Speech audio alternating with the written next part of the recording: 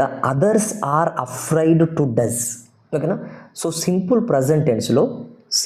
Present టెన్స్లో మనం negative కానీ లేదంటే ఇంటరాగేటివ్ సెంటెన్సెస్ కానీ ఏం వాడతామండి, ఇక్కడ డూ అనేది ఇంకొకటి ఏంటి, డస్ అని వాడతాం, అంతే కదా, డస్. సో ఇప్పుడు డూ అనేది యాక్చువల్గా డస్ అనేది ఎప్పుడు వాడతాం, సబ్జెక్టు థర్డ్ పర్సన్ సింగులర్ అయినప్పుడు. మిగతా అన్నిట్లలో కూడా డూ అని వాడతాం, అంతే కదా. సో ఇక్కడ అదర్స్ అనేది ఏంటండి, ప్లూరల్. ఓకేనా. డస్ అనేది థర్డ్ పర్సన్ సింగులర్కి వాడతాం, అదర్స్ థర్డ్ పర్సన్ ప్లూరల్. ఓకేనా. మిగతా వాటి అన్నిటికీ డూ వాడతాం కదా, డస్ ప్లేస్లో ఏం రావాలి, డూ అనేది రావాలి. ఓకేనా. ఏం రావాలండి, డూ అని రావాలి. ఓకేనా. సో ఈ విధంగా మనకు అంటే ఏ పార్ట్లో మిస్టేక్ ఉంది, డీలో మిస్టేక్ ఉంది. ఓకే.